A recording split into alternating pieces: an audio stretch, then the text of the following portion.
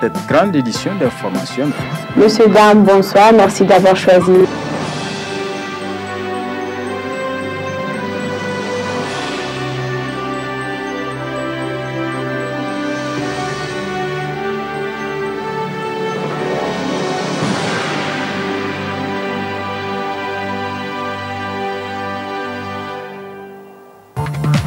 Peut-être vers un dénouement définitif de la crise au sein du parti CDS Rahma. Ce matin, les partisans des deux ailes du parti se sont retrouvés côte à côte pour une première déclaration de presse. Les Échos dans ce journal. Depuis ce matin à Niamey, des travaux entrant dans le cadre de la journée d'information initiée par le syndicat national des agents du Trésor. Une cérémonie placée sous la présidence du ministre en charge des Finances, M. Gilles Bailly. Mesdames et messieurs, bonsoir et merci d'être avec nous pour cette grande édition d'information sur la télévision Dunia. Le centre culturel Oumarou Ganda de Niamey a servi de cadre à une importante déclaration rendue publique ce matin par le comité de réconciliation au sein du parti CDS Rahma. Une déclaration, la première qui rassemble depuis le début de la crise, les deux ailes du parti autour de la même table, n'est-ce pas, Issa Mustafa?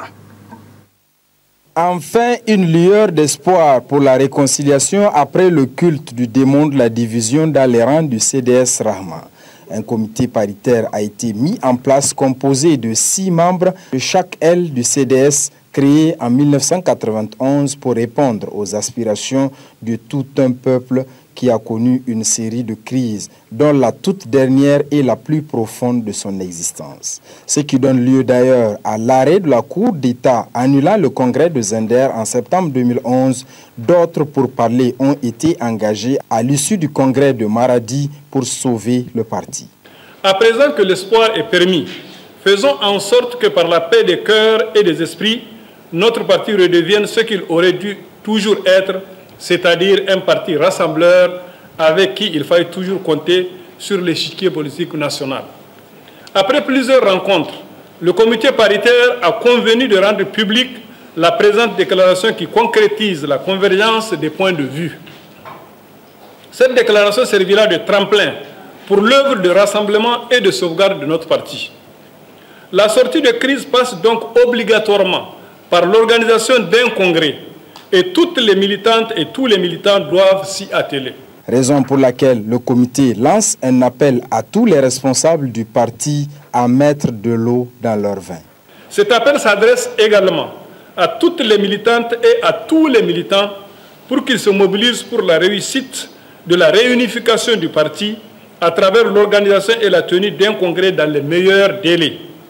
En définitive, nous, membres du comité, restons résolument engagés à tout mettre en œuvre pour mobiliser et rassembler toutes les militantes et tous les militants, toutes les sympathisantes et tous les sympathisants pour hisser haut les couleurs CDS Rahma, notre grand parti. C'est donc le début d'un processus d'apaisement de cette longue crise qui continue à déchirer le CDS Rahma de Maman Ousmane. Reste à savoir si ce comité va réussir à relever le défi en mettant fin à ce bicéphalisme. Pour l'instant, l'aile de Maman Ousmane n'a pas encore dit son dernier mot pour la tenue d'un prochain congrès CDS Rahma. À présent, l'entretien que nous a accordé Moussa Keita, conseiller national du MNCD Nassara, également chargé de mission à la présidence de la République. Un entretien qui porte sur la situation politique actuelle qui prévaut au Niger. Moussa Keita qui était interrogé par Rachida Altini. Le juge nous a renvoyé à l'article 85. On ne nous a pas donné raison. On ne les a pas donné raison. On nous a renvoyé à l'article 85 qui les condamne eux aussi, c'est-à-dire qu'ils doivent obligatoirement passer par cette commission pour exclure un membre du bureau politique ou un militant. Malheureusement, ce n'est pas le cas. Mais à ma grande surprise, aujourd'hui, à travers les journaux, j'ai vu une lettre datée du 13 août 2013, signée par le camarade Seyni Oumarou, au président de la commission de conciliation et d'arbitrage. D'arbitrage et de conciliation, pardon. Donc, je ne suis pas surpris. Hein. Mais justement, les 9 membres exclus ne peuvent plus s'exprimer au nom du parti. Je suis désolé. Comment est-ce qu'ils prennent? Je suis désolé. Ils peuvent s'exprimer. Les avocats ont intervenu. C'est le statu quo. Qu'est-ce qui se passe? On nous renvoie. Le juge nous a renvoyé à l'article 85. Nous devons passer par l'article 85 pour saisir, avant de saisir la justice, nous devons passer par l'article 85. Mais eux, en nous excluant, ils n'ont pas passé par l'article 85. Qu'ils le prouvent. Et je pense que nos camarades peuvent s'exprimer au nom du MNSD Nassara. Et personne ne peut les empêcher de s'exprimer au nom du MNSD. Je vous donne l'exemple du président de la section de Niamey, Amadou Salifou. Amadou Salifou, le bureau politique, ils disent qu'ils l'ont exclu. Mais Amadou Salifou, ces résultats qu'il a eus au niveau de la commune de Niamey, c'est ne les a pas eus. Dans sa commune à Tilabéry, il a eu le même résultat que ma commune, la commune 4. Vous voyez un peu le paradoxe. Il ne peut pas, des gens qui t'ont aidé à venir en deuxième position, chez toi, chez lui, à la communauté urbaine de Tilabéry, il a eu 4000 et quelques voix. Et nous, à la commune 4, nous avons fait 4000 et quelques voix. Donc vous voyez, il ne peut pas... C'est dommage quand même que les gens il s'est auto-exclu lui-même à travers l'acte qu'il a posé. Autre actualité, M. Keita, c'est l'attaque dont avait été victime la résidence du président de l'Assemblée nationale dans la nuit du dimanche 16 au lundi 17 février 2014 aux environs de minuit. Le parti a exprimé ses vives inquiétudes quant à la menace permanente qui plane sur le président de l'Assemblée nationale, Hama Amadou. Cette menace était réelle? Bon, écoutez, l'attaque du domicile du président de l'Assemblée, je l'ai suivi sur vos ondes, j'ai entendu le sieur Soumane Sanda expliquer que la balle était à 2 mètres du lit, a passé, je crois, à 2 mètres du lit du président de l'Assemblée. Encore dans un élément que vous avez à faire, le rapport de la police nous parle de la chambre de la bonne. Sincèrement, vu le respect que j'ai pour nos téléspectateurs, je préfère ne pas me prononcer sur cette affaire, cette histoire de lit, je préfère me taire. Et selon vous, M. Keita, est-ce qu'il est acceptable qu'un membre du gouvernement s'exprime à travers des accusations graves d'ethno-régionalisme et de sédition contre de grands responsables politiques et hommes d'État? Je ne trouve rien d'anormal dans cela. Il aurait dû même faire mieux, les prendre par rapport aux propos qu'ils ont tenus. Comme ça a été le cas de la presse? Bon, le cas de la presse, il y a une loi qui est là, je ne vais pas me lancer dans ce débat. Pour conclure, M. Keita, quelle analyse faites-vous de la gestion de la 7e République? La gestion du président de la 7e République, je pense que tout va bien. Il y a des personnes qui sont sorties ouvertement. Un groupe est sorti pour nous dire qu'ils se retrouvent avec une coquille vide, voilà pourquoi ils s'en vont. Donc, des gens qui souhaitent diriger ce pays, nous parlant de coquilles vides, et certains s'associent avec ceux qui disent qu'ils quittent le gouvernement parce qu'ils ont des coquilles vides. Donc je ne fais aucune différence. Ils sont tous dans le même bateau. Et je pense qu'ils doivent, quand on a le courage de dire certaines choses, il faut aussi avoir le courage de s'assumer. Ils se sont retirés, mais qu'ils laissent les gens travailler. Et je pense que le gouvernement doit prendre toutes ses responsabilités. Je l'ai dit déjà une fois ici, ils ont eu à dire que des députés ont été corrompus. Non, ils ont fait une déclaration et je reviens là-dessus. Non, les gens doivent prendre... Quand on avance ce genre de trucs, on pense qu'au niveau de notre assemblée, il y a des corrompus. Si maintenant il y a des corrompus, eh bien, que ceux qui ont les preuves portent plainte. Sinon, ceux qui sont accusés doivent aussi porter plainte pour mettre fin à ce débat. Et ça, ils rendront un grand service à ce pays. Et je lance un appel... Je profite pour lancer un appel à la jeunesse surtout, de ne pas se laisser divertir par une classe politique qui ne pense qu'à ses propres intérêts. nous avons choisi de soutenir, nous, le président de la République. Nous sommes dans le gouvernement de la 7e République. Nous prenons part, nous allons le soutenir selon le moyen que nous avons. Et nous irons jusqu'au bout de notre soutien. Et nous le faisons pour l'intérêt supérieur de la nation.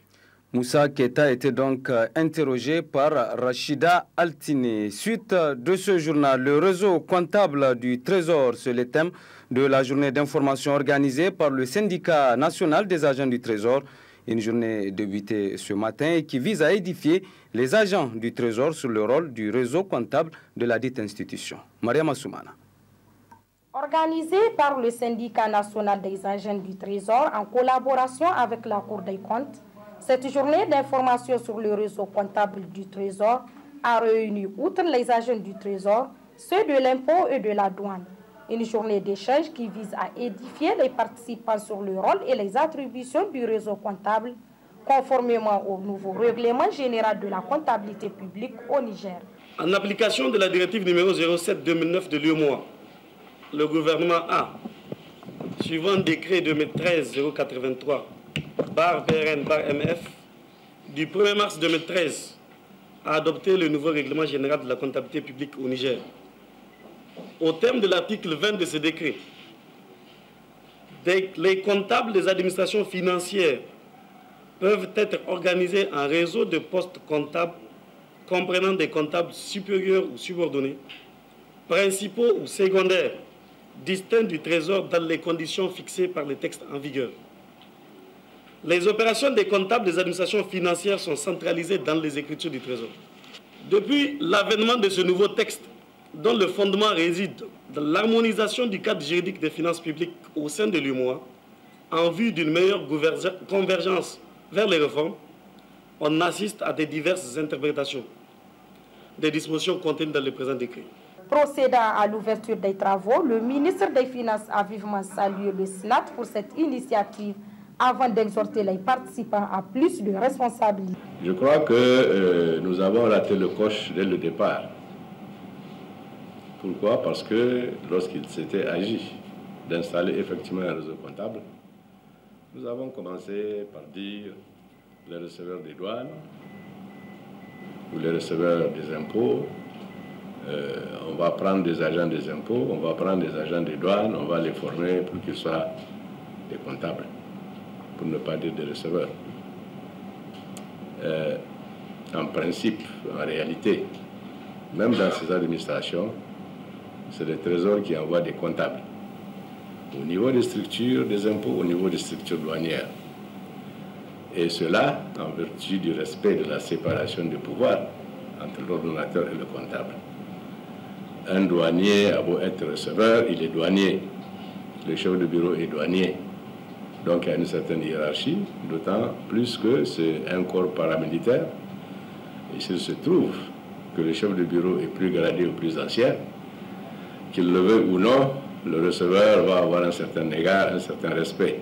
À travers cette journée d'information, le syndicat national des agents du Trésor réaffirme son engagement à aller dans une approche d'ouverture orientée vers les bonnes pratiques administratives et une bonne gouvernance financière.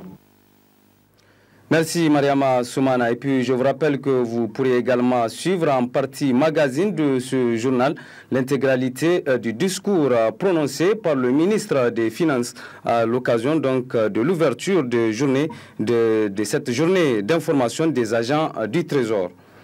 Le REGA, c'est donc le réseau des journalistes pour l'eau, l'hygiène et l'assainissement. Eh bien, le REGA a animé ce matin un point de presse à son siège.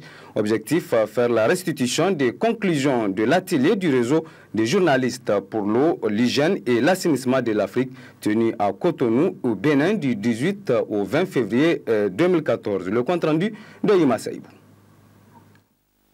Ce point de presse du réseau des journalistes pour l'eau et l'assainissement s'inscrit dans le cadre de la restitution de l'atelier du réseau des journalistes pour l'eau, l'hygiène et l'assainissement de l'Afrique de l'Ouest tenu à Cotonou du 18 au 20 février 2014. Effectivement, comme vous le savez, du 18 au 20 février dernier s'est tenu à Cotonou au Bénin un atelier régional sur le plaidoyer, communication et suivi des engagements. un atelier qui a été financé par WSSIC, qui est un partenaire stratégique du réseau ouest-africain des journalistes pour l'assainissement basé à Genève, et qui a regroupé plus de 40 journalistes venus de 15 pays membres de ce réseau. Et vous savez que ce réseau, nous occupons le point focal partenariat et mobilisation de ressources en Afrique de l'Ouest. Alors, de quoi s'agit-il exactement? Vous savez, à un an justement de l'échéance des OMD, les journalistes de l'Afrique de l'Ouest portent un regard critique sur effectivement les progrès accomplis par les gouvernements africains en matière d'accès à l'eau potable et d'hygiène et d'assainissement. Au cours de cette rencontre de Cotonou, tous les participants ont été d'accord, ont été unanimes sur qu'aucun progrès n'a été réalisé dans le cadre des OMD en Afrique de manière globale. Donc chaque pays pense que c'est dans son pays qu'il n'y a pas eu des avancées, mais malheureusement, au cours des échanges, on avait compris que c'est pratiquement tous les pays sensiblement qui n'ont pas fait des avancées significatives en termes d'avancement dans les OMD. Soulignant l'importance de l'eau, le président du REGEA appelle les gouvernements à honorer les engagements pris. D'ici 2030 ou 2020, il faut que chaque Nigérien, chaque Africain ait accès à l'eau potable et aux infrastructures d'hygiène et d'assainissement. Également, il a été relevé d'ici 2020 et 2030 qu'il y ait de l'eau disponible dans toutes les écoles africaines, dans toutes les écoles également nigériennes. Et qu'il y ait également de latrines partout à l'école, qu'il y ait de l'eau et de latrines publiques partout pour qu'il y ait effectivement une réduction des maladies. Parce que nous avons compris que le développement ne peut se faire sans l'accès à l'eau potable et aux infrastructures d'hygiène et d'assainissement. Il a été rapporté que chaque jour que Dieu fait, 1600 enfants meurent de suite justement des maladies liées au manque d'hygiène et d'assainissement parce qu'ils sont des maladies qui sont liées à l'eau insalubre. Donc, il est également dit qu'un rapport mondial qui a également rappelé que chaque jour, il y a 800 millions de femmes qui, en tout cas, ont leurs règles. C'est-à-dire 800 millions de femmes qui ne vont pas à l'école parce qu'il n'y a pas de toilettes, il n'y a pas d'eau disponible, qui ne vont pas au travail parce qu'il n'y a pas d'eau, parce qu'il n'y a pas de latrines adaptées, et qui ne vont pas au marché. Donc l'économie mondiale est freinée. Il est important, en post-2015, qu'on se soucie effectivement, qu'on prenne les dispositions nécessaires pour que chaque Africain, chaque, en tout cas, pays ait accès à ces dispositifs d'eau potable, ou justement, qui ait accès à l'eau et aux infrastructures d'hygiène et d'assainissement. L'eau étant une denrée très précieuse, le réseau des journalistes pour l'eau et l'assainissement s'engage dans cette lutte noble afin de porter plus haut la voix des sans-voix, notamment les populations pauvres, surtout rurales, afin qu'elles puissent accéder à l'eau et aux services d'hygiène et d'assainissement. À présent, je vous invite à découvrir les offres et services de la compagnie de téléphonie mobile Sahelcom, une compagnie qui répond aux attentes de ses clients par des offres aussi riches, intéressantes que diversifiées. Regardez. Permettre aux Nigériens de s'approcher à temps réel et à moindre coût du monde entier, et cela à tout lieu du territoire national, cela fait partie des missions fondamentales de la sahélienne de communication qui innove chaque jour son réseau dans le seul souci de satisfaire sa clientèle. Notre objectif ou mission est de contribuer à démocratiser l'accès aux services de téléphonie mobile au Niger, c'est-à-dire rendre les nouvelles technologies de l'information et de la communication accessibles à la grande majorité des Nigériens à des tarifs très abordables, c'est-à-dire qui tiennent compte du pouvoir d'achat du Nigérien ordinaire. Je vous souviens que nous sommes les premiers à offrir les bonus 100%, 200% et 300% sur notre réseau, à lancer les forfaits illimités en appel de navigation Internet et SMS, et récemment aussi à mettre sur le marché le tarif unique très abordable d'1 franc la seconde vers tous les réseaux, c'est-à-dire tous les opérateurs du Niger.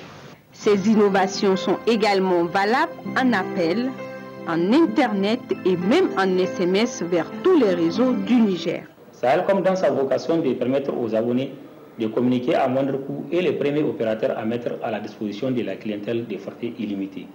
Ces forfaits nous permettent de répondre de manière efficace aux désirs des populations à communiquer avec leurs proches.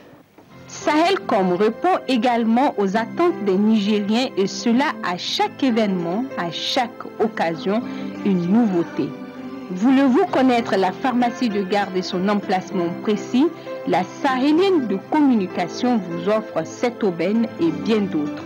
Les services à valeur ajoutée sont destinés à la clientèle dans le but de profiter pleinement de l'utilisation de leur téléphone mobile à travers des services spécifiques.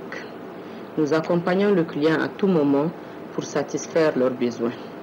C'est dans ce cadre que des services comme la consultation et l'emplacement des pharmacies de garde, des services de culture et d'information islamique sont proposés aux clients pendant la période de Ramadan.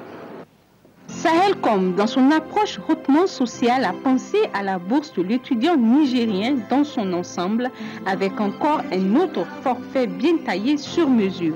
Ce forfait permet aux étudiants de pouvoir communiquer entre eux et à moindre coût. Il leur permet de garder un contact permanent et de consolider le lien dans le monde estudiantin du Niger.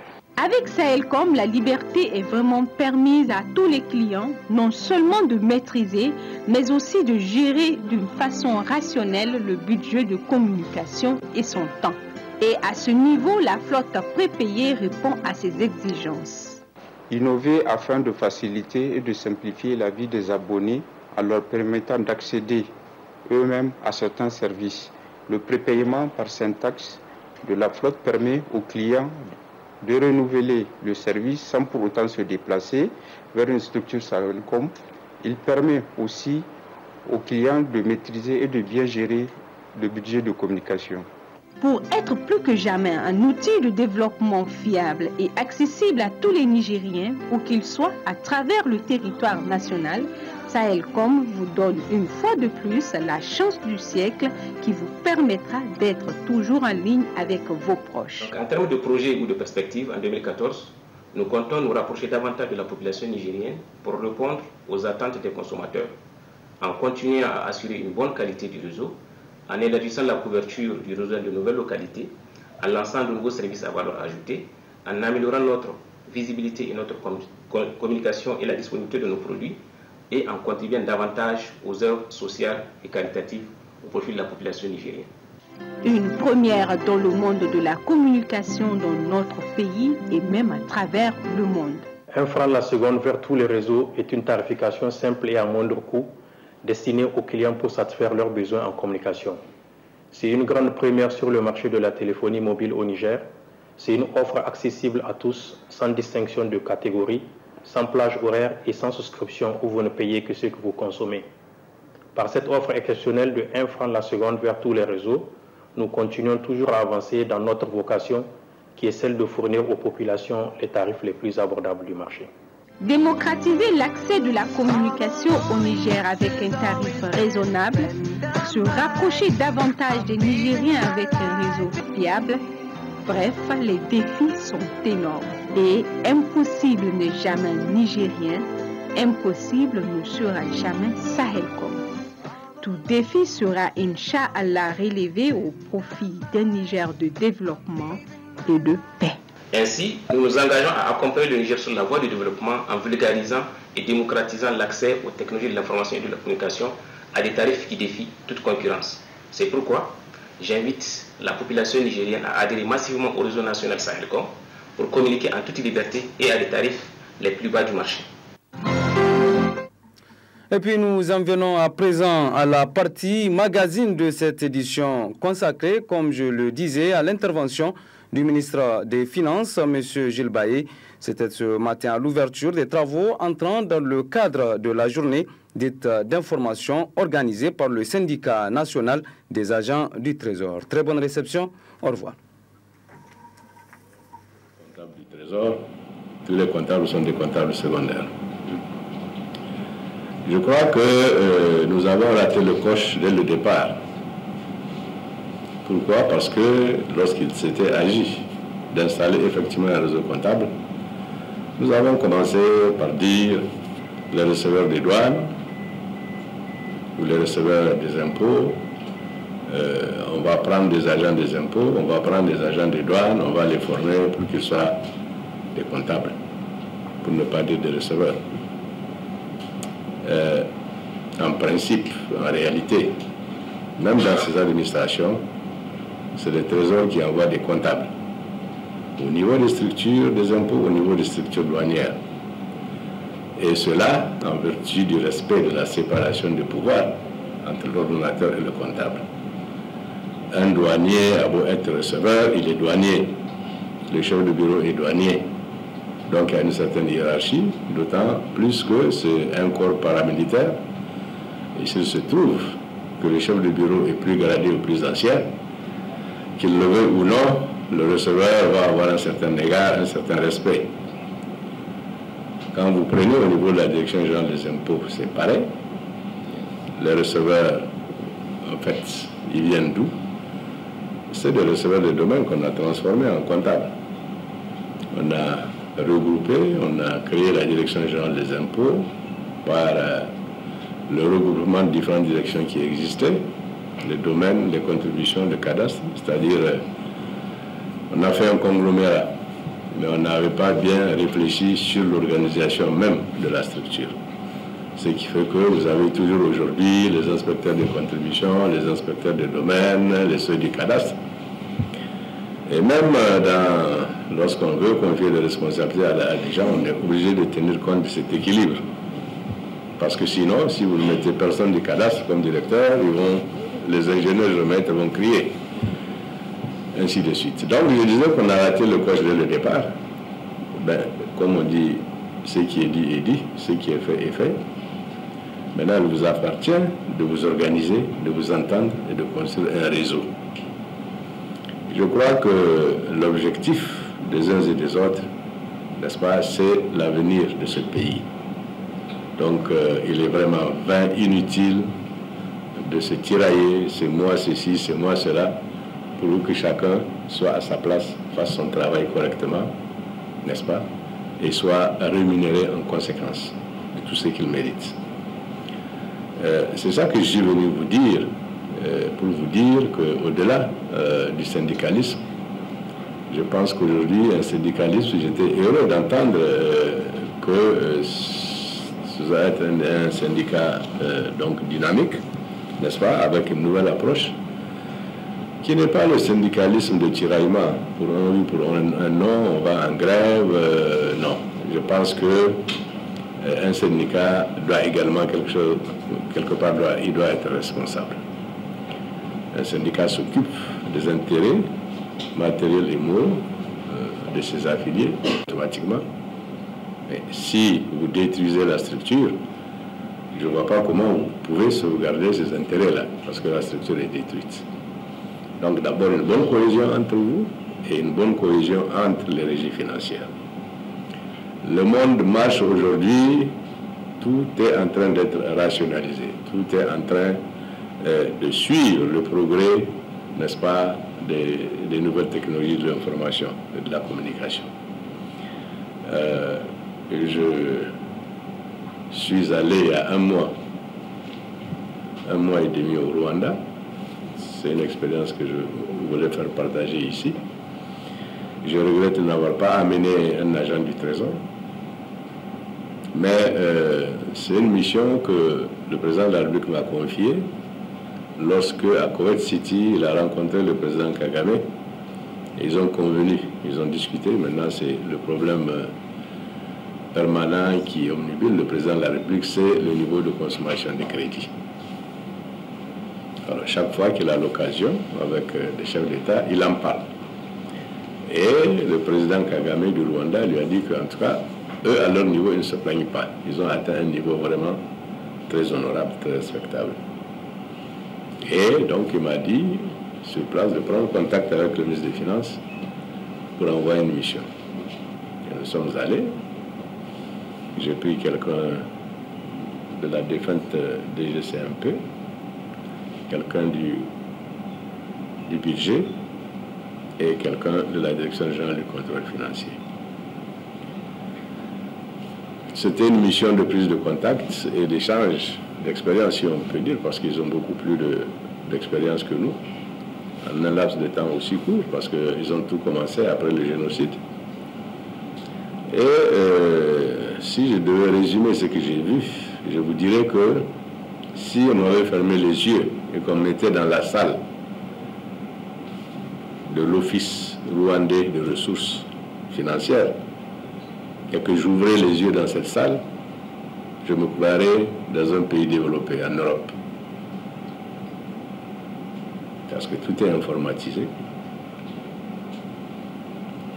Et là-bas, ils ont fusionné la Direction générale des impôts et les douanes, donc il n'y a pas de douane, donc c'est la même chose.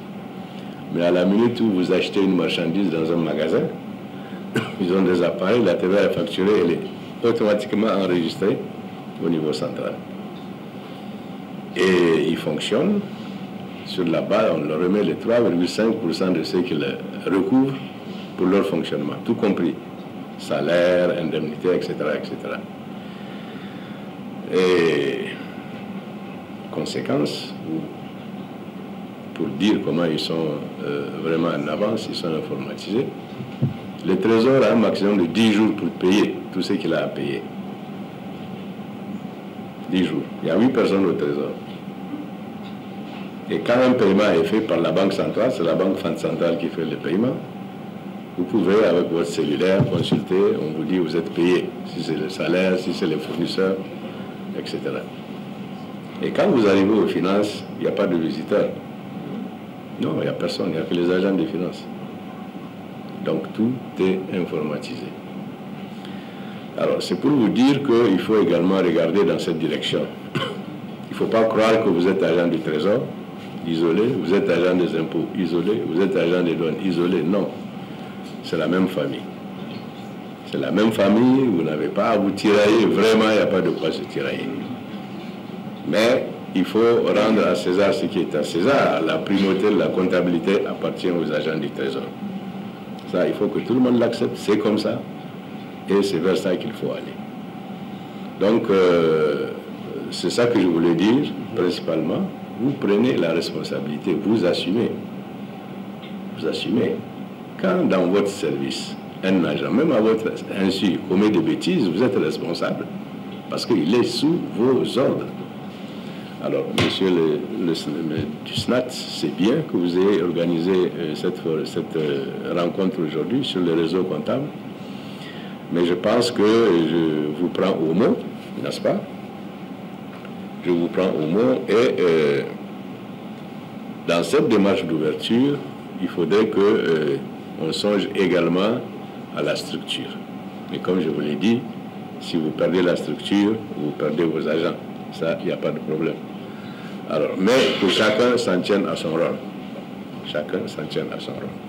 Parce que depuis un certain temps, on voit des revendications, en fait, que le directeur général du Trésor, si je prends le cas du Trésor, aurait dû faire, ou qui doit émaner du directeur général du Trésor, ou directeur général des impôts, ou directeur général des douanes.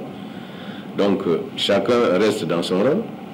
Il faut qu'on évolue vers un syndicalisme, n'est-ce pas, dynamique, n'est-ce pas, et qui également, en plus des intérêts matériels et moraux de ces militants, pense également aux intérêts de la structure elle-même.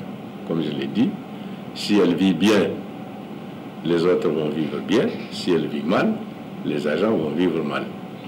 Et vraiment, il ne faut pas qu'il y ait également cette stratification, trésor, douane, impôt, non.